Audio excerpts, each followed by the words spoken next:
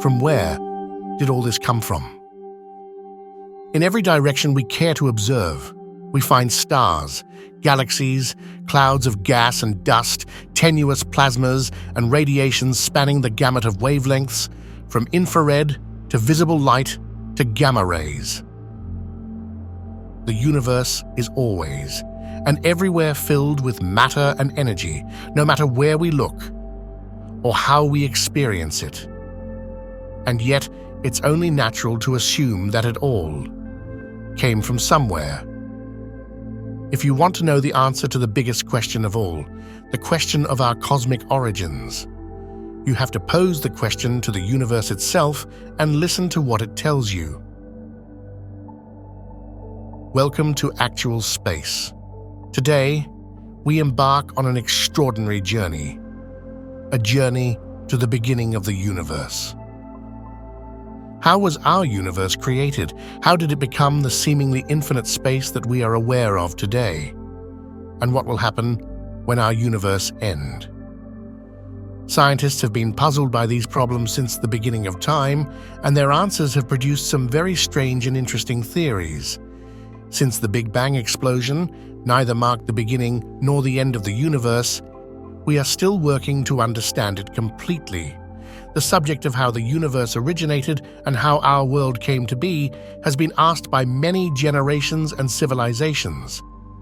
The insatiable curiosity about its origins remains as strong as it did thousands of years ago. Many civilizations, including the Maya, Chinese, Incas, Arabs, Greeks, and Egyptians, held the belief that a superior power was the creator of everything. Their theories and views about how the world is shaped differed. They believed that heaven, hell, and earth were in the middle. Then came the geocentric model. The Greeks theorized that the earth was slightly spherical rather than flat. There were stars in the sky, and several celestial bodies were in orbit around the planet. Subsequently, the heliocentric model emerged, explaining that the earth rotates around the sun, which is at the center of the universe. According to the notion, stars are fixed at a distance. Many years later, around 2,000 years, Copernicus set his heliocentric theory, which was approved after his death. The universe consists of everything you can think of: nature, oceans, the world, and even our solar system. According to a study on universe evolution theories, the Big Bang theory is the most widely accepted theory.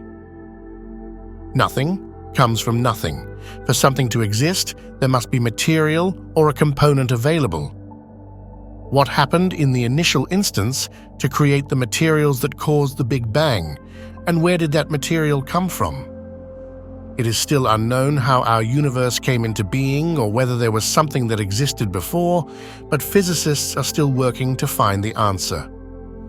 We would need to explain the initial quantum state of the entire universe in order to provide a meaningful response to the question of how something could exist out of nothing. Any attempt to achieve this is still highly speculative. Some of them appeal to supernatural forces like a designer. Nonetheless, there are still alternative plausible answers that fall within the domain of physics. These include the multiverse, which is made up of an endless number of parallel universes and cyclical models of the universe that undergo repeated births. Roger Penrose, the 2020 Nobel Prize-winning physicist, put up a tempting but contentious conformal cyclic cosmology concept for a cyclical cosmos.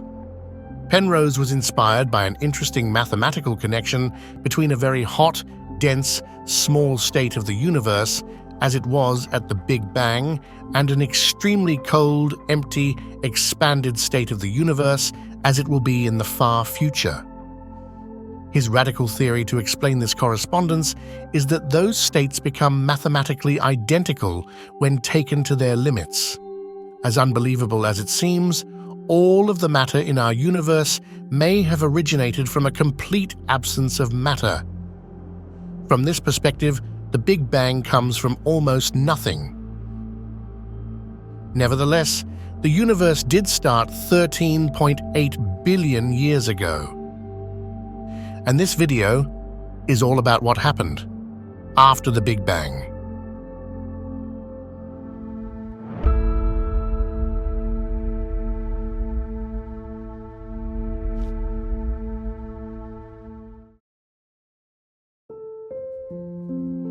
The Planck Era.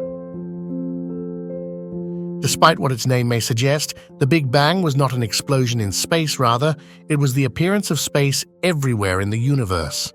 Everything in the universe was compressed into an incredibly tiny singularity, a point of infinite heat and density some 13.8 billion years ago. That speck was the source of everything in the universe as it exists today. That was the source of all protons, atoms, and other matter.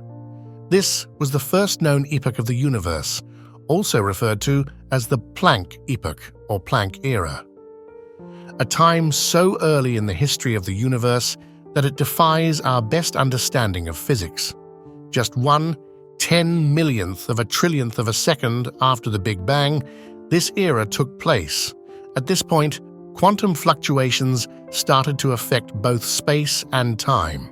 Usually, physicists deal independently with general relativity, which operates on vast cosmic scales, and quantum mechanics, which governs the microworld of particles. But to truly understand the Planck epoch, we need a complete theory of quantum gravity, merging the two.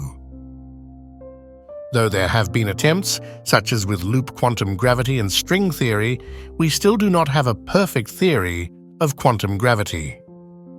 Ordinary space and time are usually viewed in these attempts as emergent, like to the waves on the deep ocean's surface. Because we are beings rooted in the macroscopic universe, space and time seem senseless. But what we experience as space and time are the result of quantum processes functioning at a deeper microscopic level. We can no longer rely on our ordinary understanding of cause and effect, since in the Planck era, our standard concept of space and time breaks down. Despite this, all candidate theories of quantum gravity describe something physical that was going on in the Planck epoch, some quantum precursor of ordinary space and time. But where did that come from? Physicist Max Planck created a system of units in the late 1890s to make the expression of physics rules simpler. We could calculate these identical Planck units using just 5 natural constants, such as the gravitational constant and the speed of light. We could even calculate them using aliens from Alpha Centauri. The Planck units consist of length, mass, temperature, charge, and time.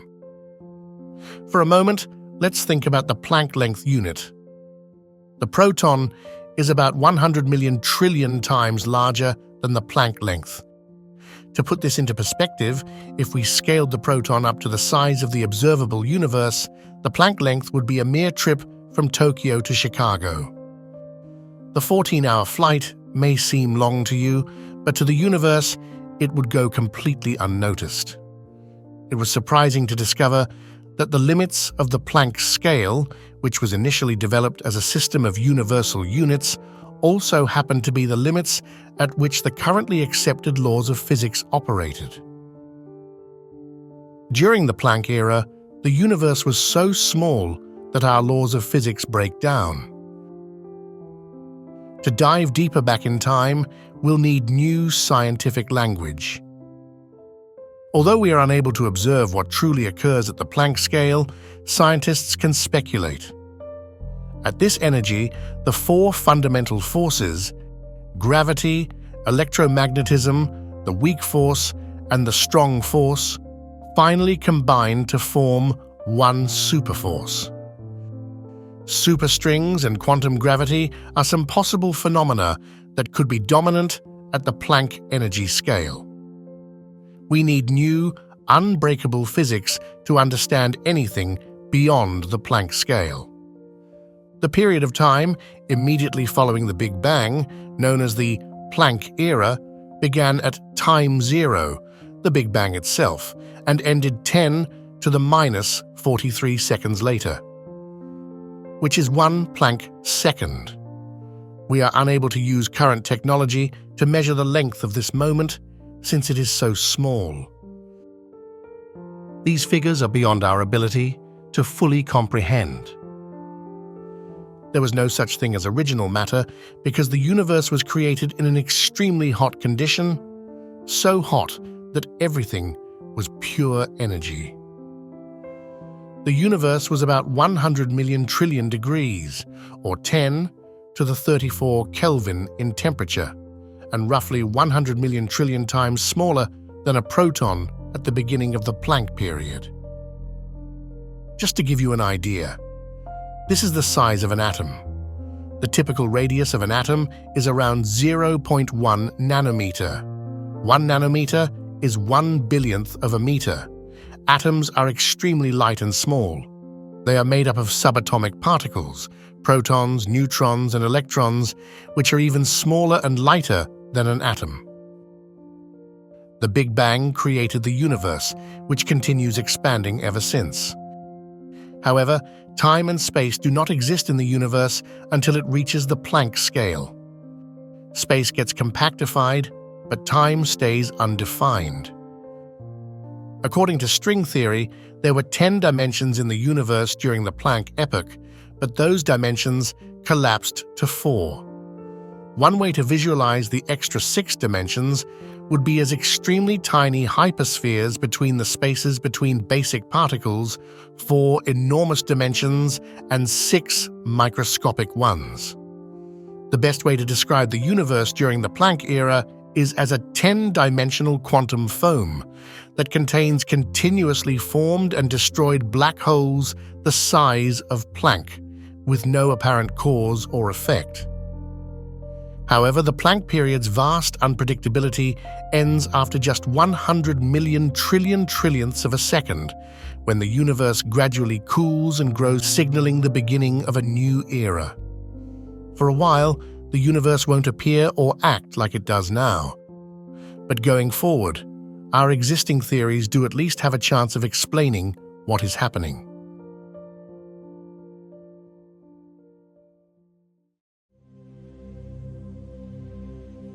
Gravity, the weak force, electromagnetism, and the strong force are the 4 fundamental forces that affect everything we do on a daily basis. From playing basketball to sending a rocket into space to just putting a magnet on your refrigerator. All that occurs in the cosmos is controlled by these forces.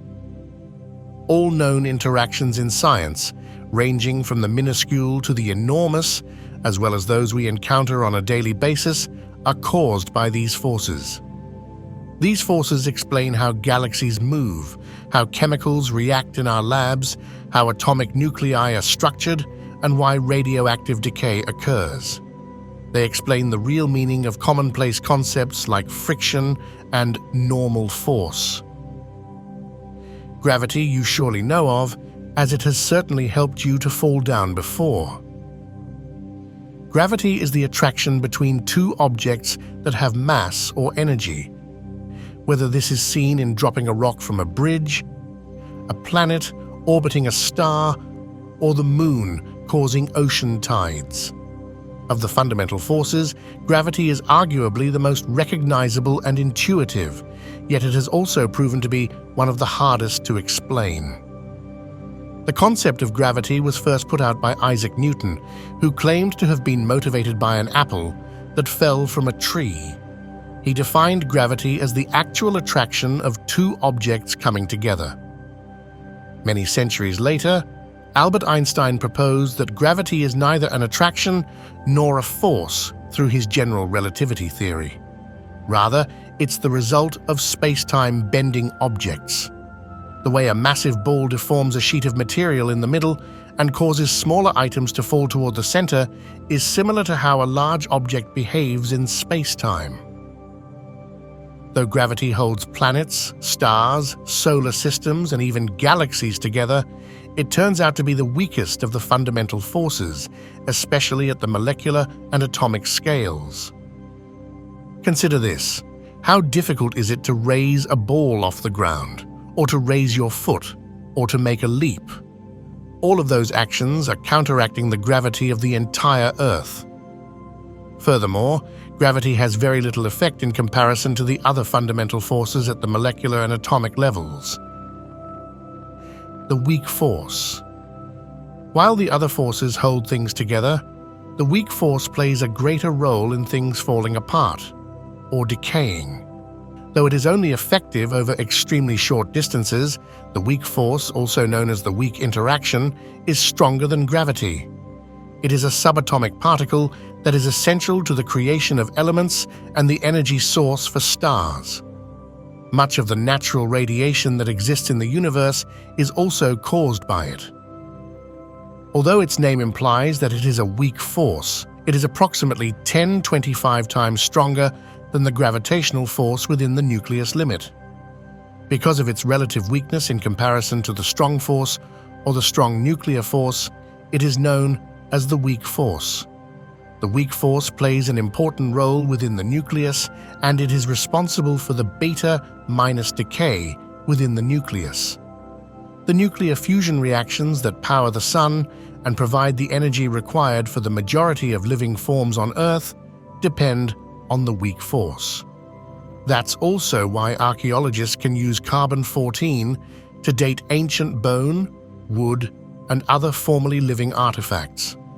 Nitrogen-14, which holds 7 protons and 7 neutrons, is created when one of the 8 neutrons in carbon-14 decays into a proton. Because of the predictable rate of decay, scientists are able to determine the age of these artifacts. The electromagnetic force. Between charged particles, such as negatively charged electrons and positively charged protons, there is an electromagnetic force, also known as the Lorentz force. Similar charges repel one another, but opposite charges attract one another. The force increases with the magnitude of the charge. And much like gravity, this force can be felt from an infinite distance, although the force would be very, very small at that distance. The electromagnetic force, as its name suggests, is made up of 2 parts, the magnetic and electric forces. Scientists initially distinguished between these 2 forces, but eventually discovered that they are actually parts of the same force. Whether charged particles are fixed or moving, the electric component acts between them to create a field that allows the charges to interact. However, as soon as those charged particles set into motion, the magnetic force, the second component, comes into play. The particles create a magnetic field around them as they move. So when electrons zoom through a wire to charge your computer or phone, or turn on your TV, for example, the wire becomes magnetic. Through the exchange of massless, force-carrying bosons known as photons, also the particle components of light, electromagnetic forces are transferred between charged particles. But another kind of photon is the force-carrying kind that switches between charged particles. Though technically the same particles as the real and detectable form, they are virtual and undetectable. Some of the most frequently observed phenomena, including as elasticity, friction, normal force, and the force binding objects together in a specific shape, are caused by the electromagnetic force. It also produces the drag that airplanes, birds, and even Superman feel when they fly. These actions can occur because of charged or neutralized particles interacting with one another. For example, the normal force that keeps a book on top of a table, instead of gravity pulling the book through to the ground, is a consequence of electrons in the table's atoms repelling electrons in the book's atoms. The strong nuclear force. Of the 4 fundamental forces of nature, the strongest one is the strong nuclear force, commonly known as the strong nuclear interaction. It has a force that is 6,000 trillion times stronger than gravity. That's 39 zeros after 6. And the reason for that is that it creates bonds between the building blocks of matter to create larger particles. Protons and neutrons are made up of quarks, and part of the strong force also holds the protons and neutrons in the nucleus of an atom together. The strong force only acts when subatomic particles are incredibly close to one another, much as the weak force. They must be approximately within the diameter of a proton. Once within range, massless charged bosons called gluons transmit the strong force between quarks and keep them glued together.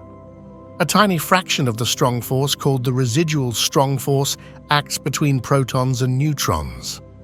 Because protons in the nucleus have similar charges, they repel one another.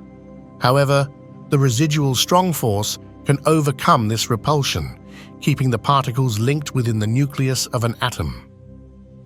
Grand Unified Theory is a theory that physicists have successfully created to combine electromagnetic, weak, and strong forces. The strong force broke away from the others at the time of Grand Unification period that began approximately 10 to the minus 38 seconds after the Big Bang. This separation released a tremendous amount of energy, which is thought to have caused the universe to expand very quickly. The universe expanded by a factor of 10 to the 35 in 10 to the minus 32 seconds during the brief period of time known as inflation.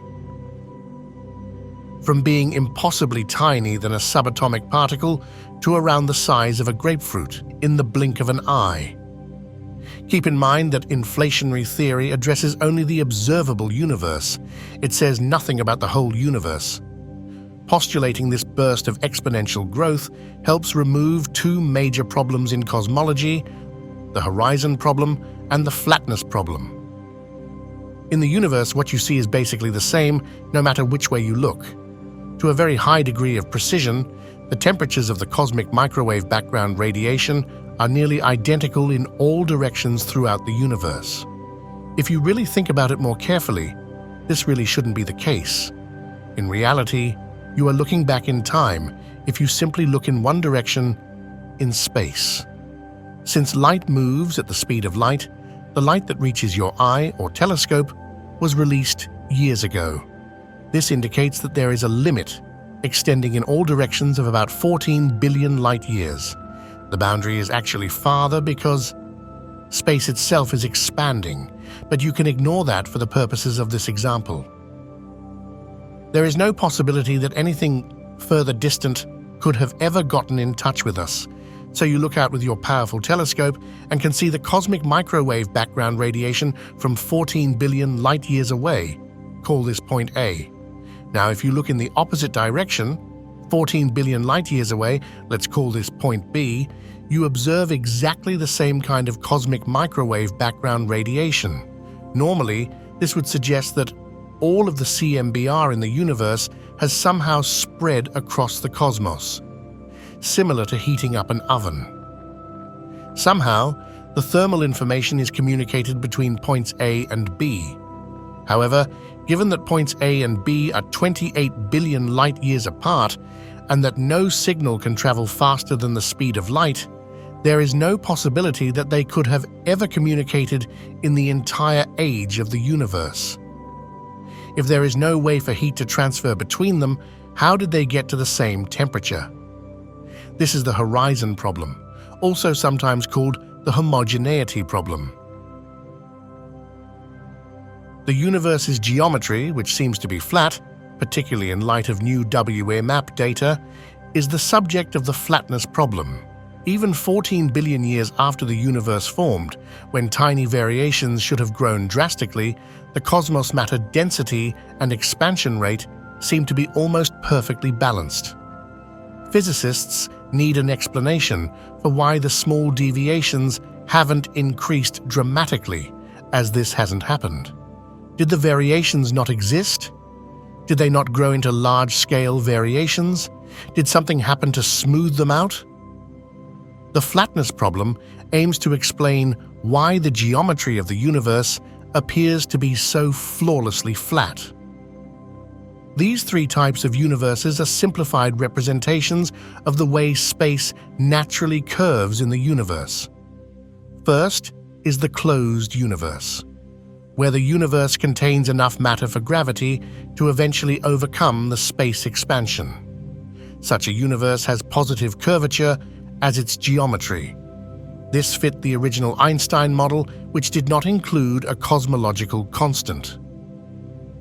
Second is the open universe, where the cosmos will always expand at the same rate since there is insufficient matter to halt it. This space-time is saddle-shaped with a negative curvature.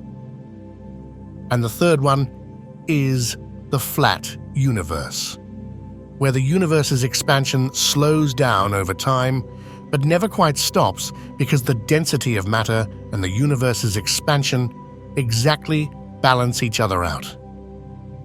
This space has no overall curvature. In 1980, astrophysicist Alan Guth proposed the inflation theory to solve the horizon and flatness problems. In this model, the early universal expansion accelerated at a rate much faster than we see today. According to the theory of inflation, any detectable large-scale curvature of the cosmos would have been eliminated by the ultra-fast inflation. It can be compared to growing a tiny globe to the size of the Earth. The local section you would see would seem to be very flat, but the globe is still curved. The visible portion of the cosmos appears to be almost flat due to the massive inflation of the tiny universe. That resolves the issue of flatness. The reason the horizon problem is resolved is that during inflation, space expanded so quickly that these close regions were spread out to cover all of the visible universe. However, these close regions were then dispersed throughout the visible universe. The balloon's inflation can be used as a basic model to explain how the universe is expanding. Every point on the balloon is growing farther away from the center, thus a person at any point could feel like they are at the center of the expansion. The spaces between objects on the balloon's surface increases as it expands. The universe expanded by a factor of around 10 to the 78 during inflation. This number consists of 26 zeros after the 1. It goes beyond the normal political and economic debate about inflation. Assume for the moment that someone wrote a message, so little that it is unreadable on the balloon's surface before inflation. You will be able to read the message after you inflate the balloon.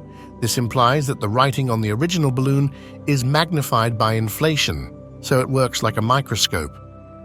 We can also see quantum fluctuations that were generated at the beginning of inflation in this way.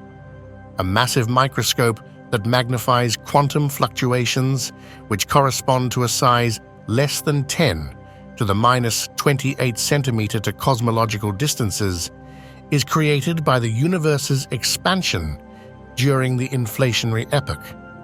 This leaves traces in the distribution of galaxies and in the hotter and colder parts of the cosmic microwave background radiation.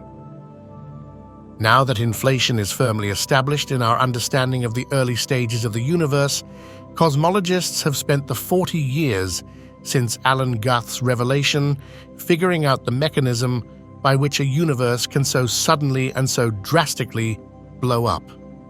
The dramatic phase's time coincides with the cooling and energy decrease that marked the end of the grand unification of fundamental forces and the rise of the strong nuclear force. It is theorized by some scientists that the decay of the X-boson messenger particles that carried the electrostrong force created a strong inflation field, carried by a new messenger called the inflaton.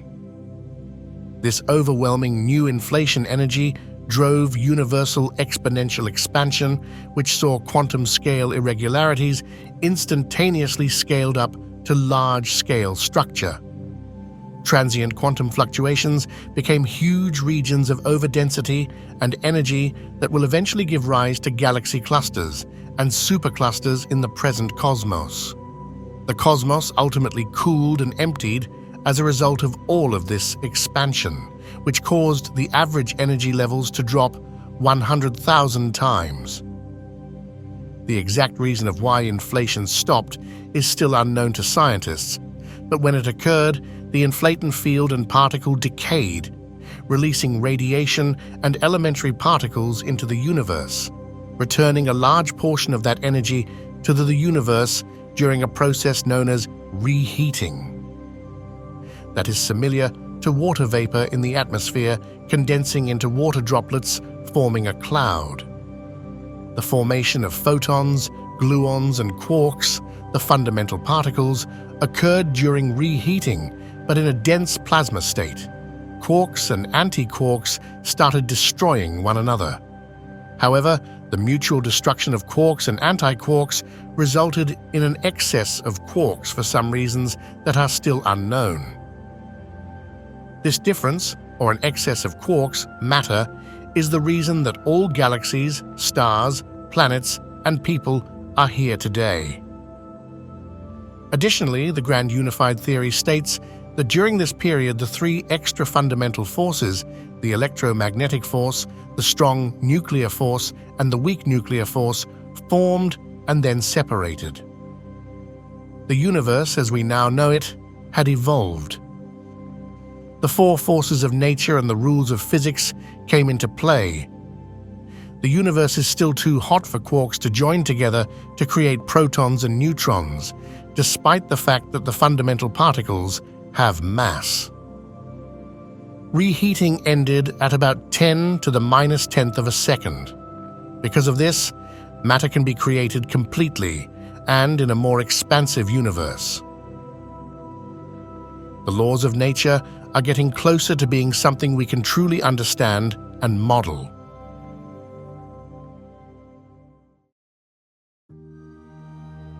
We are now entering the universe's third era. The duration of the Electroweak era was 10 to the minus 36 to 10 to the minus 12 seconds. It is now starting to make sense as we move through the eras how a little singularity could expand so quickly into the present universe. The Electroweak epoch marks the beginning of the modern universe as we know it, due to the fact that all four fundamental forces will be distinct from one another by its end. Additionally, we will see the creation of the first particles that would eventually give rise to matter. Most of us are familiar with the electron, proton, and neutron when we think of particles. However, did you know that there are many other particles and combinations of particles in existence? What exactly are these particles? Let's dive a little deeper. Everyone drives a car, uses a laptop, and has a phone. But have you ever wondered about the history of these materials? Matter exists all around us in four different phases: solid, liquid, gas, and plasma. The second form of matter is field, where four different forms of fields are observed. The electromagnetic field and gravitational field are well known due to events in our environment. The other two, known as nuclear fields, take place in the world of atoms. There are two types of nuclear fields, weak and strong, which have different field intensities. The corpuscular form of matter consists of two groups of fundamental particles. Fundamental particles, also called elementary particles, are the smallest building blocks of the universe. The key characteristic of fundamental particles is that they have no internal structure, meaning that researchers think about them as zero-dimensional points that take up no space. There are millions of different complex molecules in just one cell. When we magnify a single one of these molecules, we can finally see individual atoms. To put it simply, there are about 40 trillion cells in the human body, and each cell has about 100 trillion atoms in it. Atoms, however, are not the end of the story. If we could magnify more At the atom's outside edge, clouds of electrons would be visible, and we will have empty places if we magnify once more. But let's not stop there. If we could continue to enlarge, the nucleus would be visible at the center of the atom. However, the story does not finish with the nucleus. More magnification of the nucleus will reveal protons and neutrons sticking to one another. These particles are subatomic. Now let's zoom in once more on one of the protons. We detect tiny dancing particles inside the proton. These are quarks. We refer to these little particles as fundamental or elementary particles. In the standard model of particle physics, there are 4 force carriers and 12 matter particles in addition to quarks, which are elementary particles. So what classifies something as an elementary particle? If we look at the proton, it consists of 3 quarks. Therefore, protons are subatomic particles rather than elementary particles. Elementary particles cannot be divided into smaller parts because they lack substructures. This implies that they are made up of nothing. These are our universe's last and tiniest known building blocks. All matter is composed of particles called fermions and force-carrying particles called bosons. Leptons and quarks are the 2 types of fermions. Since leptons don't form groups and function alone, they are classified as solitary particles and are also fermions. They lack an interior structure, much like all fundamental particles. There are 6 different types of leptons: electron, electron neutrino, muon, muon neutrino, tau, and tau neutrino. When the 6 are arranged according to mass, the tau and tau neutrino are the heaviest of the group, while the electron and electron neutrino have the lowest mass. An integer charge, which is a negative or neutral charge, is carried by leptons. Their charge is a whole number or integer. The charges of the tau, muon, and electron are all negative, -1. Additionally, the neutrinos are chargeless, not to be outdone by leptons, quarks, which are the other type of fermion that are grouped together, and they also come in 6 different varieties with some of the craziest names found in particle physics. The 6 types of quarks are up, down, charm, strange, top, and bottom. Additionally, quarks are also arranged from weakest to heaviest in terms of mass. Out of the group, the bottom quark is the heaviest, while the up quark is the smallest in mass. Antiparticles are oppositely charged particles found in all quarks and leptons. Leptons are solitary particles. As we have already discussed, they like to be by themselves. On the other hand, quarks only exist in groups and are highly sociable, so they combine to form composite particles. Composite particles are not regarded as fundamental particles, since they are a combination of other particles. Composite particles are particles that are made up of more than one quark, and like other particles in physics, they have a name. These are called hadrons, and come in 2 different classes. First is baryons, which are hadrons made up of 3 quarks, and second is mesons, which are hadrons composed of 2 quarks, 1 quark and 1 antiquark. Bosons are the fundamental particles that carry force, as we have discussed previously. For fermions, they act as glue. Bosons also come in 4 main varieties: graviton, governed by the force of gravity; photon, the electromagnetic force governs it; gluon, the strong nuclear force governs it; W+, W-, and Z, the weak nuclear force governs this system. Light particles, or photons, are massless. As a result, they may travel through vacuum at the speed of light, or 3 million kilometers per second. But if all elementary particles were massless, our universe would be very different. A proton would not be able to trap a massless electron to create a hydrogen atom. Furthermore, the absence of hydrogen atoms means the absence of stars, galaxies, and life as we know it. All elementary particles were massless in the first trillionth billionth of a second. However, something happened very quickly following the Grand Unification Era, enabling some particles to gain mass. But how did these particles get mass? To clarify this, several physicists put up a theory in the 1960s. They suggested that soon after the Big Bang, a force field was created. When particles interact with this field, they gain mass. Today, we call this force the Higgs field. The universe is filled with this field. Through their contact with this field, particles like the W and Z bosons gain mass. The stronger their interaction, the heavier the particle. The difference between the massless photon and the massive W and Z bosons, as observed in nature today, can be explained by the existence of the brute Englert-Higgs field. Other force-carrying particles, like as photons and gluons, remain massless because they do not interact with the Higgs field. There are two ways by which we can identify a field. The electromagnetic field can be detected by observing particles interacting with it. Another option is to create the photon, a quantum particle connected to a magnetic field. But you cannot manipulate the omnipresent Higgs field. In order to see it, we must create the Higgs boson, a quantum particle that would be present in the Standard Model along with the other 16 particles and be crucial in explaining the interactions and behaviors of matter throughout the universe. By creating the Higgs boson through high-energy particle collisions using accelerators like the massive Hadron Collider.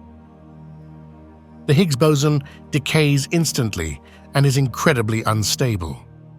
Therefore, it wasn't easy to detect or observe it. It instantly changes into particles that are lighter. For example, it might change into a pair of photons or 4 electrons.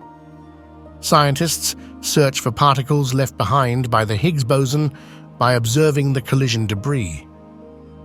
To better understand the idea, we can use the analogy of water and swimmers. The water in our example represents the Higgs field. A fish, being supremely streamlined, interacts only slightly with the field and can move through it very easily. In that case, the fish would resemble a low-mass particle. A man weighing 80 kilograms, on the other hand, could only go very slowly through the water. That man, in our example, is a huge particle that became massive through extensive interactions with the water. The electron is the lightest of the known subatomic particles, and the top quark is the king of mass in the subatomic world. It weighs almost 350,000 times more than an electron, or the equivalent of an entire gold atom.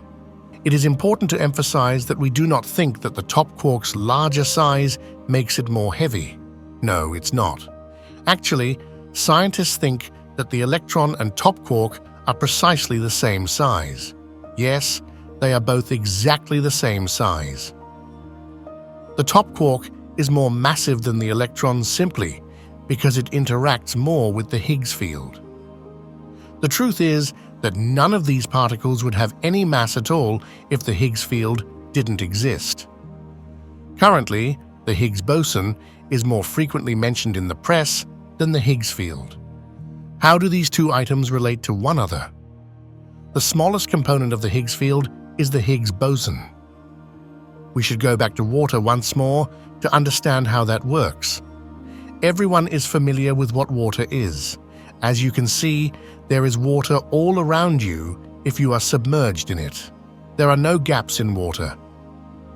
It is also known that molecules, notably H2O, make up water. You can now start to understand the Higgs boson if you combine these two concepts with the knowledge that water is made up of many separate molecules. Particles in subatomic particles are built up of an infinite number of distinct Higgs fields. Higgs bosons are composed of individual molecules, exactly like water. Peter Higgs and François Englert won the 2013 Nobel Prize in Physics for their theoretical discovery of the same mechanism associated with the Higgs field. A theoretical framework explaining how particles get their mass was established by them. The particle has earned its place in the Standard Model, and the field its role in the evolution of the early universe.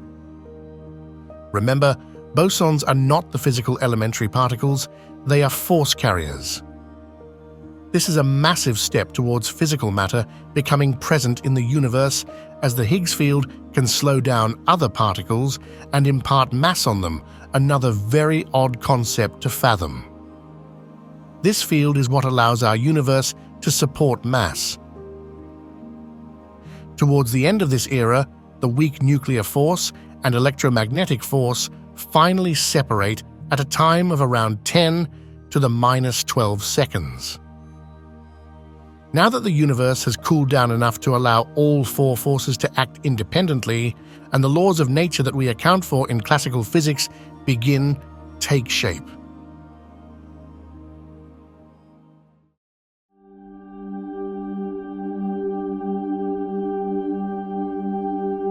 Now that the universe has cooled down to about 10 quadrillion degrees and the four fundamental forces are separate, the universe had a higher degree of stability.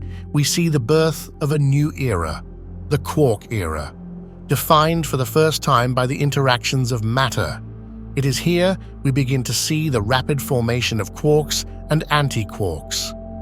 These particles collide and annihilate one another on impact. Apart from the normal matter that makes you and me, there is another type of matter known as antimatter.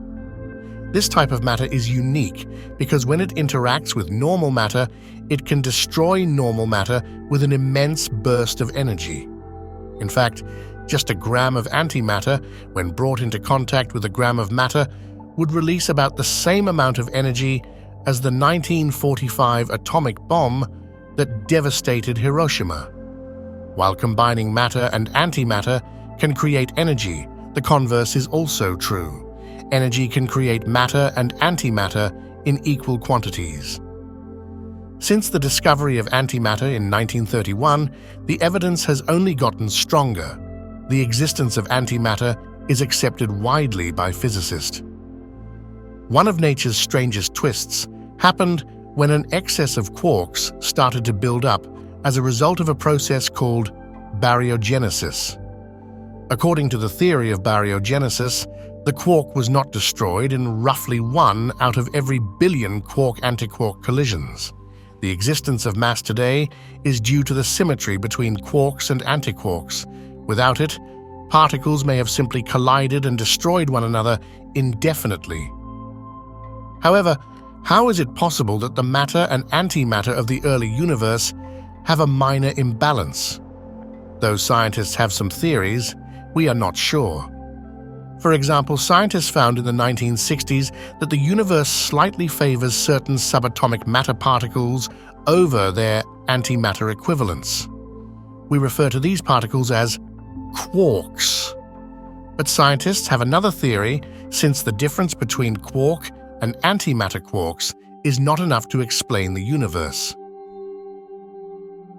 Neutrinos are very low-mass particles that are produced in some forms of radioactive decay, and the biggest nearby producer of neutrinos is our own Sun.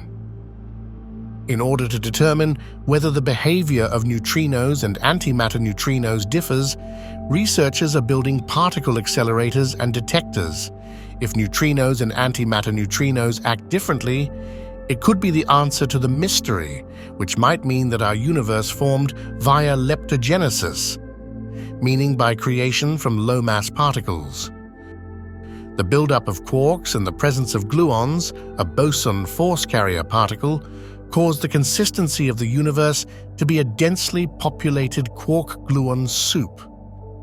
It is named as such because observation of particle collisions have given physicists reason to believe that the universe was a plasma at this point in time. Up until these observations, the prevailing theory was that the universe was a gas during the quark epoch. Protons and neutrons are made up of quarks and gluons, but during the quark period, their energy was too great to be contained within them. but the era of subatomic particles was not far away.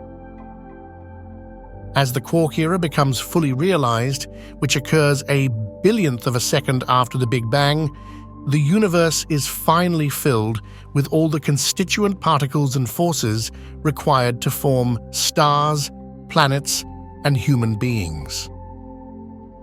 The primordial soup, from which all structures in the universe will be formed, is the quark-gluon plasma that permeates the inflating cosmos.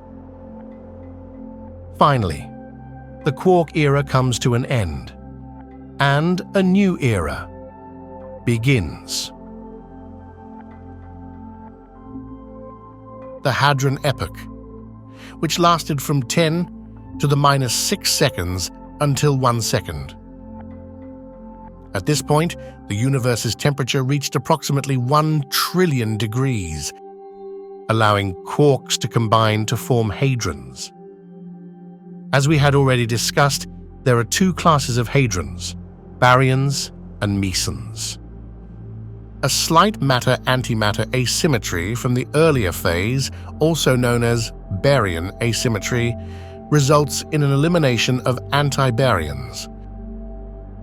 Close to the end of this epoch, only light-stable baryons, protons and neutrons, remain. Due to sufficiently high density of leptons, protons and neutrons rapidly change into one another under the action of weak force. However, the universe became enough cold for neutron-proton conversions to drastically slow down. Thereafter, there were roughly 7 protons for every neutron, as helium takes 2 protons and 2 neutrons to form a nucleus, whereas hydrogen only needs 1 proton. A ratio of 7 to 1 excess of protons over neutrons would result in an equivalent excess of hydrogen over helium, which is what is seen today. In order to explain the apparent overabundance of helium in the universe, George Gamow proposed that the majority of the helium in the cosmos today was created in the early Big Bang, in less time than it takes to cook a chicken. Gamow developed the theory that the cosmos was made out of a hot soup of particles following the Big Bang. He called this substance helium, which is Greek for the formless substance from which elements formed. He assigned Ralph Alpha, a PhD candidate, with figuring out the processes that resulted in the production of heavier components from helium. Gamow and Alpha developed their ideas into a paper titled The Origin of the Chemical Elements. The Alpha-Beta-Gamow paper established itself as the standard for pre-stellar fusion and continues to this day as the basis for our understanding of how the high temperatures at the beginning of the universe could turn hydrogen into helium via deuterium intermediates. Protium, which is composed of a single proton, is the lightest form of hydrogen. Thus, these hydrogen nuclei existed as soon as quarks bound into protons. It's crucial to remember that neutrally charged hydrogen atoms, which have both protons and electrons, will not form for some time. The sphere of space that will become the observable universe is approximately 10 light-years in radius now.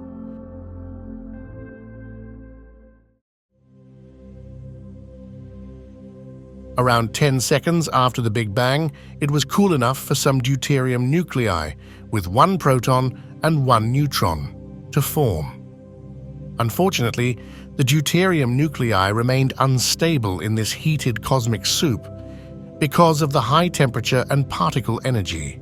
If they were struck by a photon, as was inevitable under such densities, these first composite nuclei would break apart again.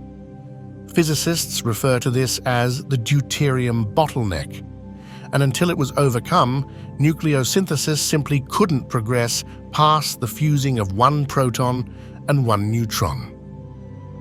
It takes about 3 more hundred seconds for temperatures to drop to the point where deuterium becomes more stable and other elements start to develop.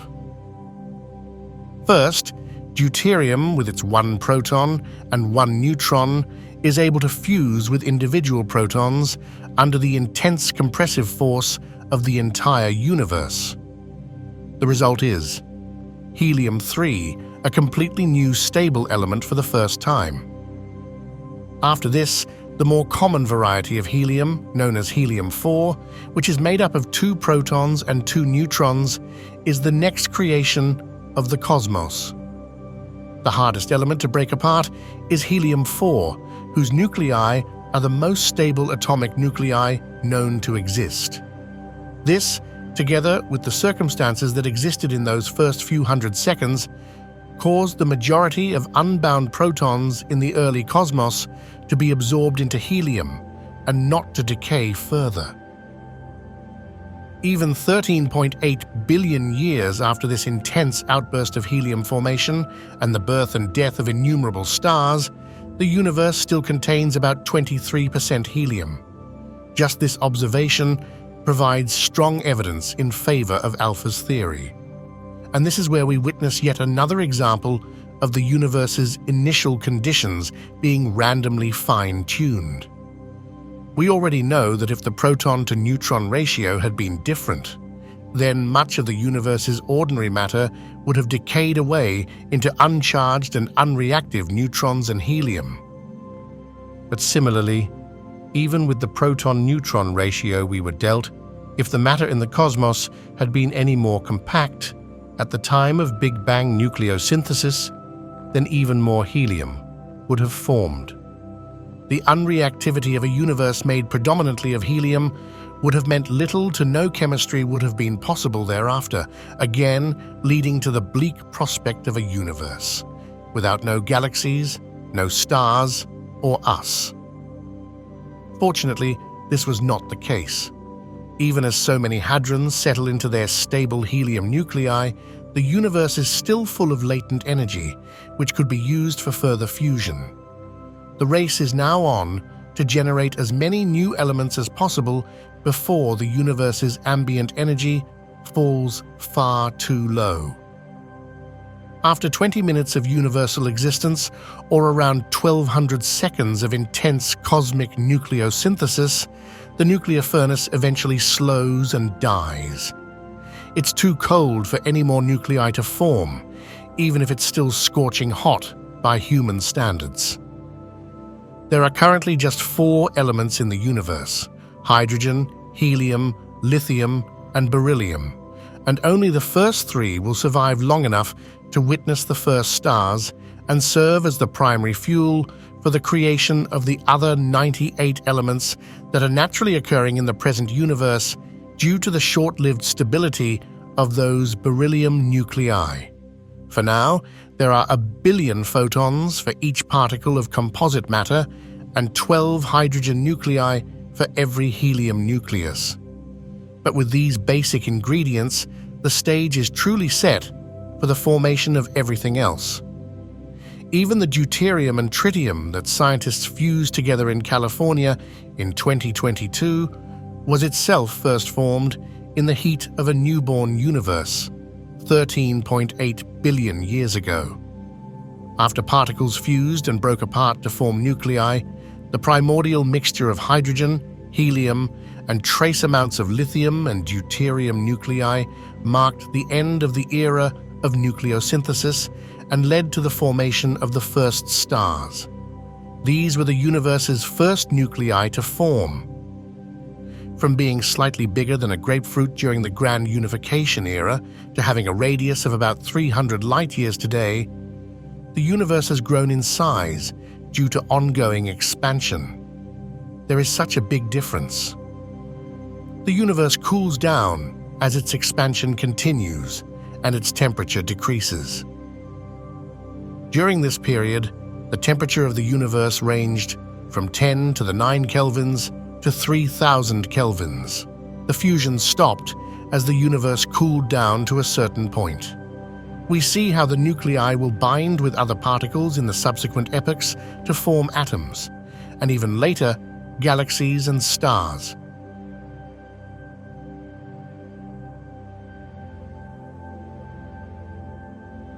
After the era of nucleosynthesis, we now enter the era of nuclei. The only thing that is different is that this era marks the end of nuclear fusion. The universe is getting bigger because it is expanding, although more slowly. Compared to the previous epoch, the universe's size has risen by a factor of 1,000. Our universe is now a massive space filled with fully ionized particles. You can see that the universe becomes older as it expands. The pressure of the universe continuously decreases as the universe expands. Volume and pressure have an indirect relationship. So, as the volume of the universe increases, its pressure decreases. The nuclei are no longer fusing together. The universe is still only a ball of heated plasma that contains completely charged particles throughout this entire period. The nuclei fusion could not continue because the temperature became too low.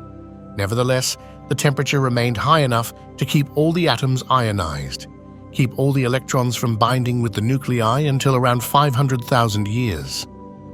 Photons, particles that produce light, were also scattered in the universe together with the electrons, but they could not react with each other because they were locked into an equilibrium in which the photons could not escape.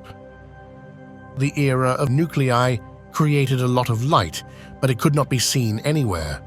Because of the universe's extreme density, photons would always collide with an electron or nucleus before continuing on, causing the universe not to have light. The universe became opaque to light. The duration of the era of nuclei spans from 3 minutes to 500,000 years. After 500,000 years, the cosmos finally cooled to 3,000 Kelvin, at which point the nuclei of hydrogen and helium started to absorb the free electrons. Since photons could no longer interact with electrons outside of very small energy ranges, the majority of the gas become transparent at this point, allowing photons to finally escape the plasma and go across the universe. These photons are what we now experience as the cosmic microwave background. When we look out into the universe, we can never see back in time beyond 500,000 years, which is the time of last scattering of photons. Before this, the universe's heated surface was all that we could see.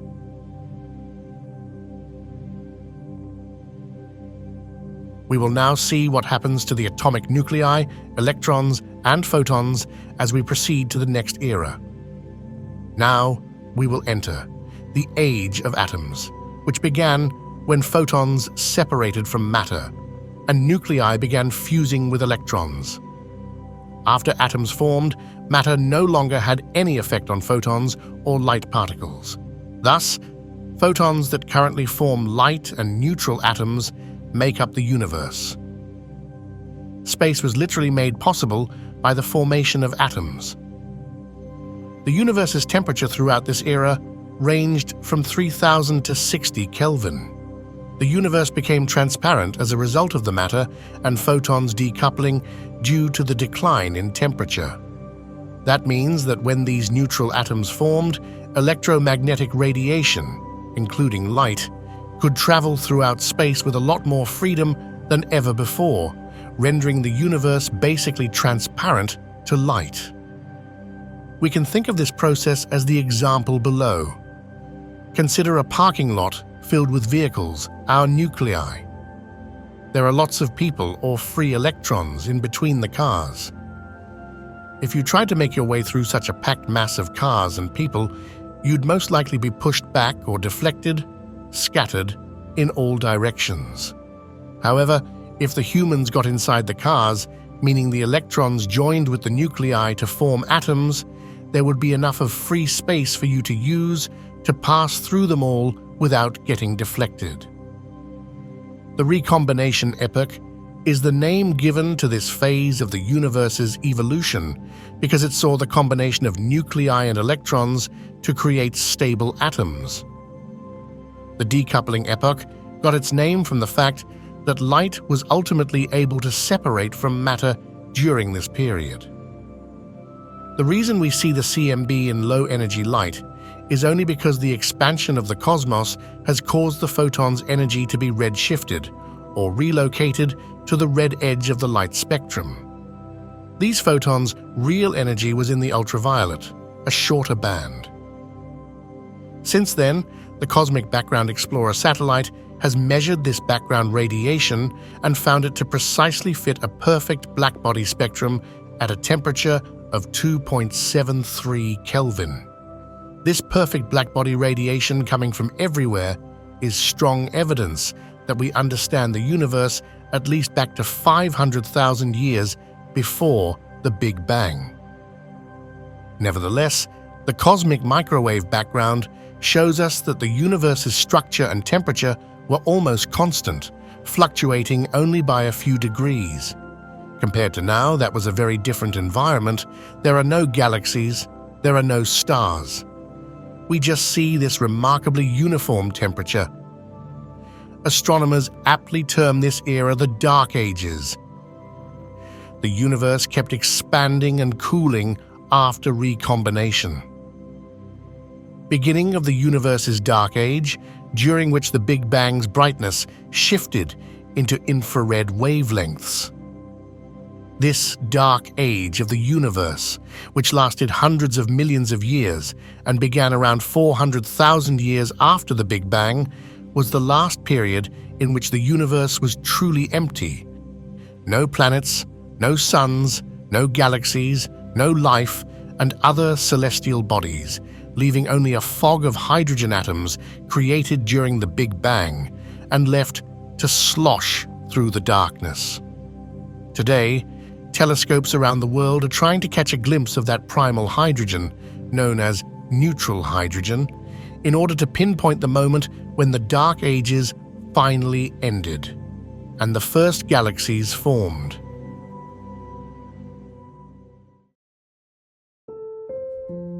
In the past epochs, we have witnessed the universe emerge from a tiny singularity to a massive universe full of atoms.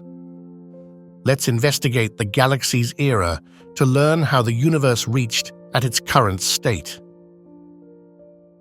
Our universe continues to evolve.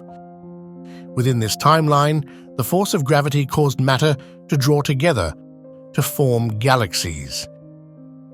The formation of the first galaxies marks a major transition in the evolution of structure in the universe. These same galaxies changed the intergalactic medium from neutral to ionized. Thanks to their second generation, population 2 stars, zero metallicity, population 3 stars, and black hole-driven sources such as mini-quasars, X-ray binaries, etc. This process is known as the epoch of reionization. The formation of stars and quasars occurs during reionization. They start to release powerful radiation, which causes the neutral hydrogen atom to break apart into free protons and electrons. Reionization eventually comes to an end, and hydrogen atoms forms again. It is thought that the energy from these initial stars, early galaxies, and incredibly bright quasars with black holes in the center helped reionize the hydrogen gas. In this case, ionization is the process by which the energy of the star extracts electrons from the atoms in the surrounding gas, causing it to glow. Since this is the second time the gas has been energized since the Big Bang, this age is known as reionization. As a result of the combined energy of these first stars and galaxies, light was able to travel farther into space than it had previously. Probably the most pressing question in astrophysics is finding out more about early star formation, which will help us comprehend how early galaxies, or groups of stars, were formed. The newly launched James Webb Space Telescope was created in large part to answer this question, as its infrared capabilities allow it to see highly red-shifted objects like these early galaxies. After that, the galaxies are gradually drawn closer to one another by gravity, forming clusters and superclusters. A path for stars to develop and ignite was created by the difference in density in the cosmic microwave background, and these stars eventually gathered together to form galaxies. The universe is expanding with a diameter of 93 billion light-years at this period. Moreover, the temperature of the universe is between 60 and 2.73 kelvins during this epoch, which spans 1 billion years from the Big Bang and the present. As new galaxies form, the universe is still evolving. Indeed, we are living in the era of galaxies at this very moment. Dark matter appears to be widely distributed around visible stars in galaxies. Galaxies collide with one another because the dark matter halos make them appear larger than they actually are. The collision of small galaxies results in the merging and formation of giant galaxies. The two basic components of the entire universe are matter and energy. The majority of the matter in the universe is invisible, and most of the energy source is unknown, which presents a significant challenge to scientists. If much of the universe is invisible to us, how can we study it? Scientists will remain at the forefront of the search for dark energy and dark matter as our observational techniques become more sophisticated. The distribution of dark matter in merging galaxy clusters, such as the Bullet Cluster, is mapped with the help of NASA's Chandra X-ray Observatory and optical telescopes. X-ray observations reveal a heated shock front, where the cluster's gas clashed and slowed down. But measurements of gravitational lensing reveal that dark matter remains separate from regular matter and unaffected by the collision. A theory suggests that some dark matter particles undergo annihilation in a burst of intense radiation, making them disappear. Dark matter annihilation signs have been identified by the Very Energetic Radiation Imaging Telescope Array System in Arizona, which is equipped with gamma-ray detection capabilities. Researchers are examining how dark energy and gravity have clashed throughout the universe's history by comparing observations of galaxy clusters with experimental models. Thanks to modern methods, we can calculate the quantity of dark matter present in a galaxy by measuring the bending of light from background sources. We can estimate the mass of the galaxy by measuring the degree of that bend using this gravitational lensing technique. When the mass we calculate from the bend and the mass we can observe directly don't agree, we know dark matter must be present. According to current estimates, dark matter makes up roughly 27% of the universe. Though we don't yet know what it is, we are looking for solutions. Since the beginning of the 20th century, we have been aware that the universe is expanding. However, new discoveries of distant supernovae, along with other measurements, demonstrate that the universe is not only expanding, but that it is expanding faster. The gravitational interaction between galaxies and clusters of galaxies should cause the universe to expand more slowly with time.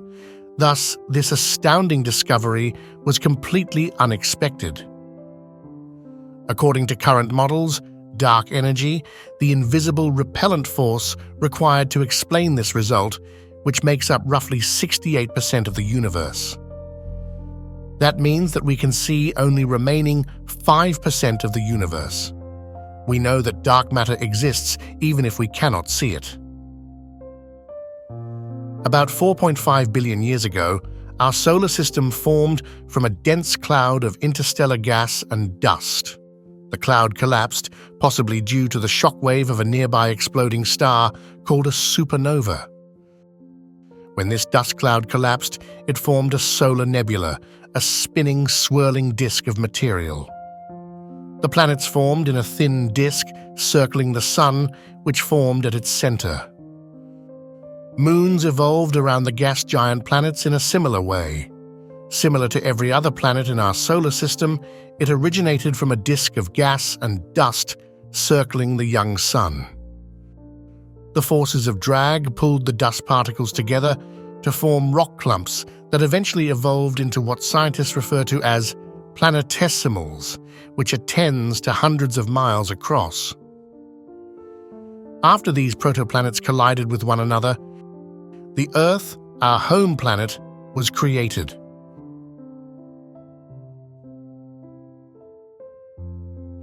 In the universe today, matter dominates over radiation.